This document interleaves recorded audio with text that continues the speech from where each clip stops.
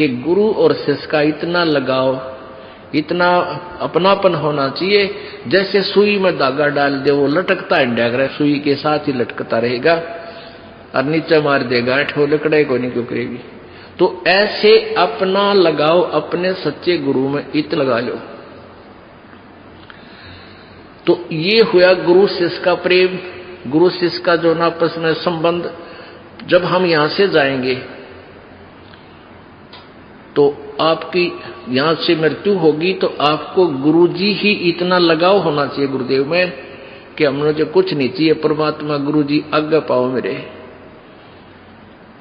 तो वो फिर ऐसे आप सीधे वहीं पहुंच जाओगे जहां आशा था वासा हुई। तो अब जैसे गुरु और शिष्य का ऐसे लगाव होना चाहिए जो सुई में डोरा रे, तो ऐसे कहा कि फिर शब्द गुरु चित चेला रे। जो मंत्र गुरु जी ने आपको दे दिया वो तो तेरा शब्द, और इस चित्त ने, इस मन ने उस शब्द जो मंत्र दे रखा है उसका चेला बना दे। इस मन को उस मंत्र का, इस सुरत शब्द समावे। तेरी सुरती, तेरी मन, तेरी आत्मा उस दिए हुए मंत्र के साथ ऐसे चिपकी रहे, ऐसा ध्यान रखे, इतना उसका सिमरण करे जो सुई में डोरा रे। यानी ऐसे सुरत और शब्द इसको बोलते हैं। जो गुरुजी ने मंत्र आपको दिया है उसके साथ इस मन को इतना जोड़ दे जैसे गुरु और चेले का प्यार हो। तो अब कहते हैं सुर कहे कबीर सुनो भी साधो, अब शब्द गुरु चित चेला रे। गुरु और शिष्य का जो लगाव है ऐसा ही इस मन को इस मंत्र के साथ ऐसा लगाव लगा, यानी एक पल बीच में दूर ना हो दे। होले सुहागण सुरता चार मालिक गुर जाना है हेतु तो। होले सुहागण सुरता चार है तेरा सुन शिखर बरतार मालिक गिर जाना। ये सुबह आपको सुना दिया था, अब रह रहकर इसका विश्लेषण कर रहे हैं। अब नित्यानंद जी, ये तो कबीर जी का अम्बाणी जो आगे आपको सुनाई जा रही है। इससे पहले संतों शरण लाग के सुरत शब्द समाह, शंख शंकों को से तेरे पिया का देश, और एक पलक में पाइए ले सतगुरु उपदेश। ये ठीक है कि एक पलक में पाइए ले सतगुरु उपदेश। अब 16 शंख कोश की दूरी पर सतलोक है पाताल लोक से, और पूरे संत से नाम लेने के बाद फिर देर नहीं लगे मालिक पाने की। लेकिन आपके अंदर आपके हृदय में ऐसी श्रद्धा मर्यादा अंतिम श्वास तक बनी रहे। सुन सलहली सैल है गगन मंडल के मां, और प्रेम बिना पावे नहीं चाहे कोट समाधि ला।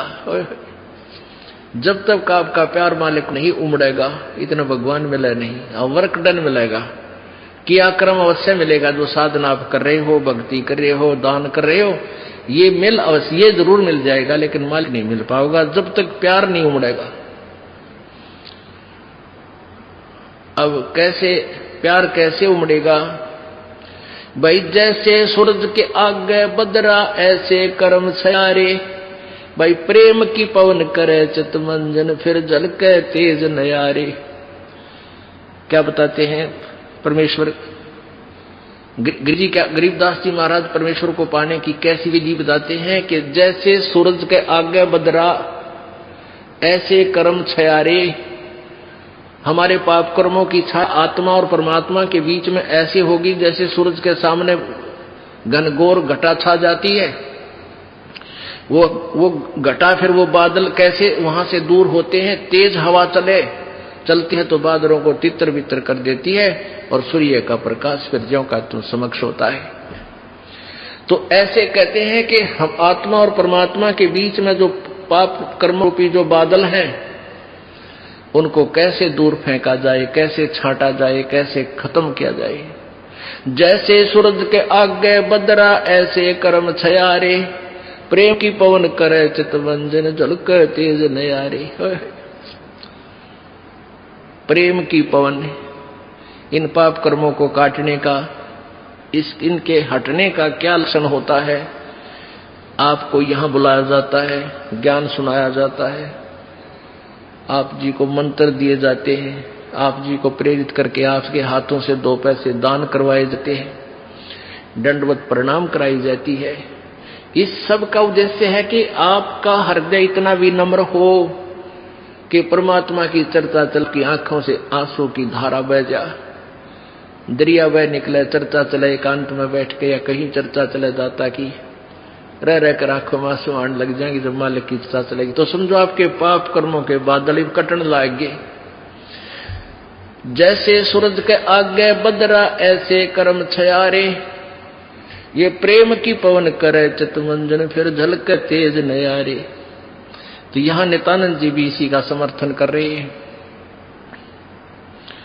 सुन सलैली गैल है गगन मंडल के मां, बिना प्रेम पावे नहीं चाहे करोड़ समाधि ला।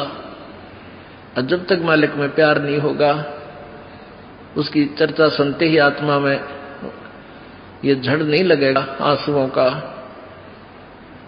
तो तब तक बात काची रह रही है आपकी। लेकिन होगा, अभ्यास बढ़ाओ, मालिक की भक्ति करो, ज्ञान सुनो और अवश्य होगा। यही प्रोसीजर है।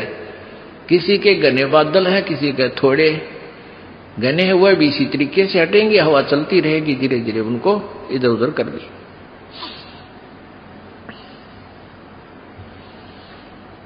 अब आपको बताया था कि जैसे नित्यानंद जी स्वर्ग सत्र के प्लेयर थे।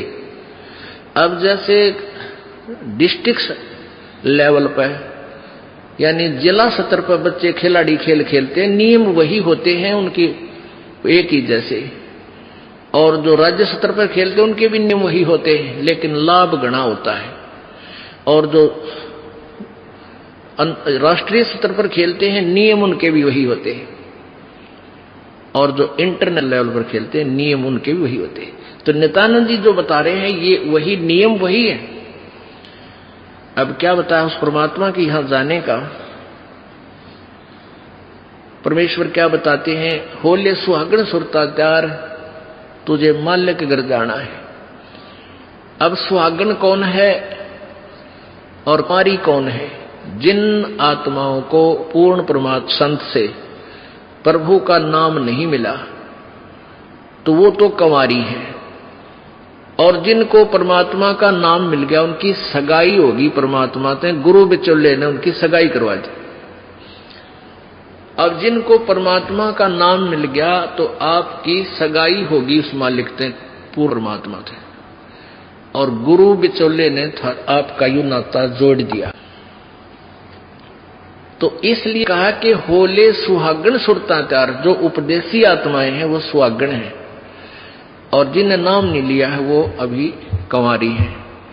और जो सुहागण होगी जिसकी सगाई हो जाएगी तो वह इंतजार वही आशा कर सकती है पिया के घर जाने की। कुंवारी का भी कोई ऊद सूद नहीं होती, लेकिन तरीका यही है पिया के घर जाने का, उनको भी सगाई करवानी पड़ेगी, नाम लेना पड़ेगा, गुरु बनाना पड़ेगा। तो उन सुहागन आत्माओं को, उपदेशी आत्माओं को परमात्मा कहते हैं होले सुहागन सुरता त्यार तन माल्य के घर जाना है। अब तुझे वहां जाने का तेरा काम बन गया, यानी स्टार्ट हो गया ये प्रोसीजर। ब्याह भी होगा, सगाई हुई है तो ब्याह भी होगा, ब्याह होगा तो फिर सारा काम होगा, पति के घर भी जाएंगे। तो हम स्टार्ट कर चुके हैं, हमारा काम शुरू हो गया। फिर क्या बताते हैं, होल सुहागण सुरता त्यार तुझे मालिक घर जाना है, तेरा सुन शिखर बरतार। सुन शिखर यानी शिखर माने चोटी में, सुन माने सब जहां कोई और नहीं, केवल वही एक मालिक और उसका लोक है। सबसे टॉप मोस्ट प्लेस पे वहां तेरा पति, तेरा भरतार, तेरा मालिक है। सतलोक में सत्य पुरुष है। वहां क्या बताते हैं, रंग महल में रास विलास अपार है, चलो सकी उस देश सुकंत हमार है। उस रंग महल में सारे ठाठ बाट हैं सतलोक के अंदर, और चलो सखी वहां अपना वो मालिक पति है, वो अपना कंत है, अपना प्रभु स्वामी मालिक है, उस लोक में चलो। नहाले धोले ओढ़ पैर लेकर 16 सिंगार, आज नहीं ते तड़के परसों तेरे आवेंगे लनियार। अब नहाना क्या है, धोना क्या है?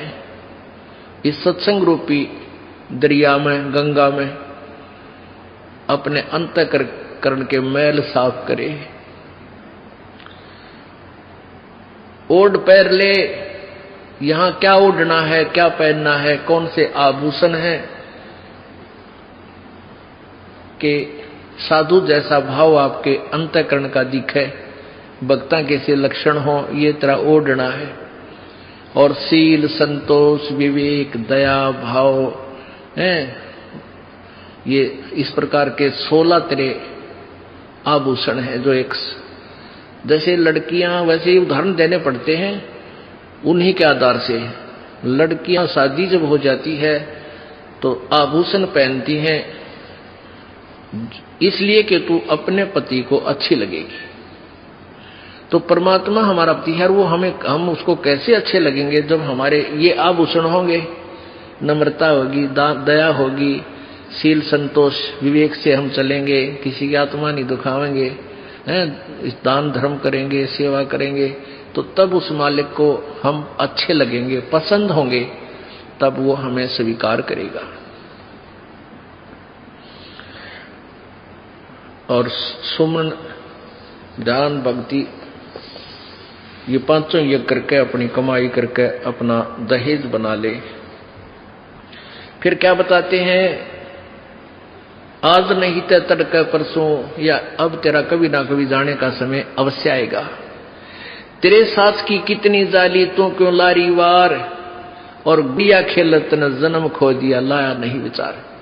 पहले हम बालक से थे, आजकल तो वो सारा छूट गया प्रोसीजर, तो मॉडर्न सिस्टम हो गया, बालक खेल भी गया, कंप्यूटर खेल रहे हैं।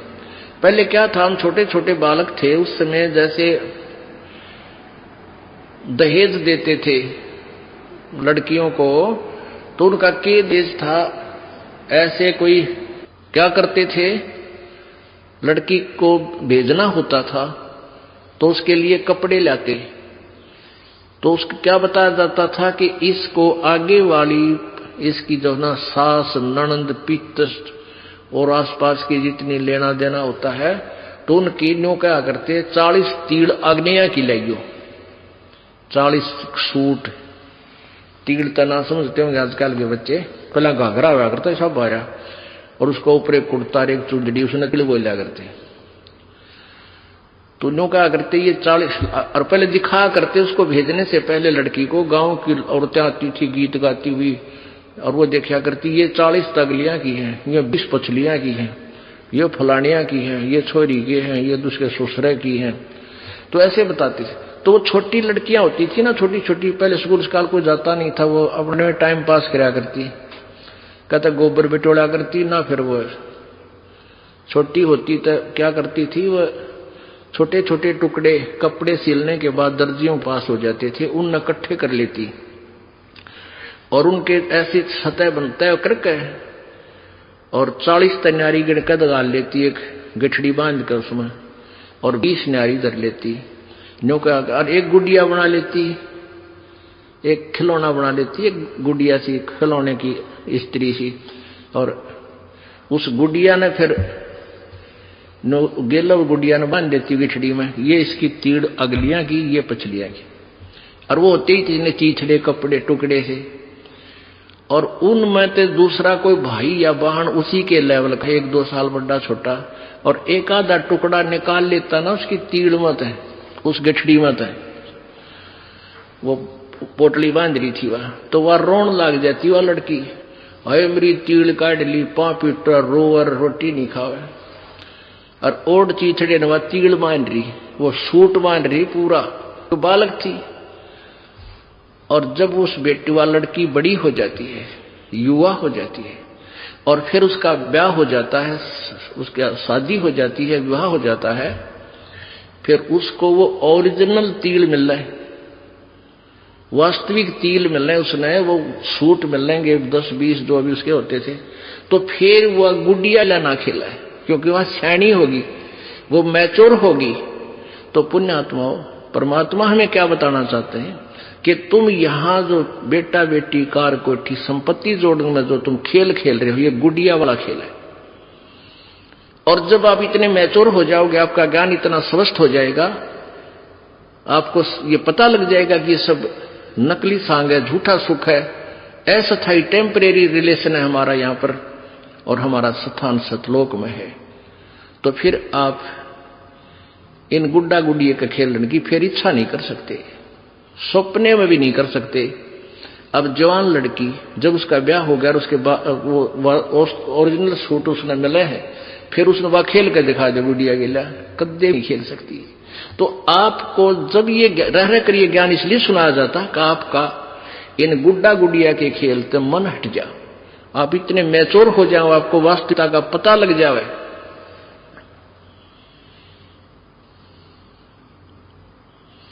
तेरे साथ किए कितनी जाली, तू क्यों लारी वार, गुड़िया खेलत जन्म गवाया, लाया है नहीं विचार, मालिक के घर जाना है। कितने ते गुड़िया खेल कर जन्म खो दिया अपना सारा, ये कार कोठी बेटा बेटियां की जोड़ तोड़ में लगा रहा। अब उस सच्चाई से परिचित हो, फिर पुनः इन गुड़िया से नहीं खेलेंगे। अब तो चलो हैं, अब का जावे कहां, फिर भक्ति से ज्ञान से और कुछ ही समय दिनों में ऐसा समाधान आपका प्रभु कर देगा।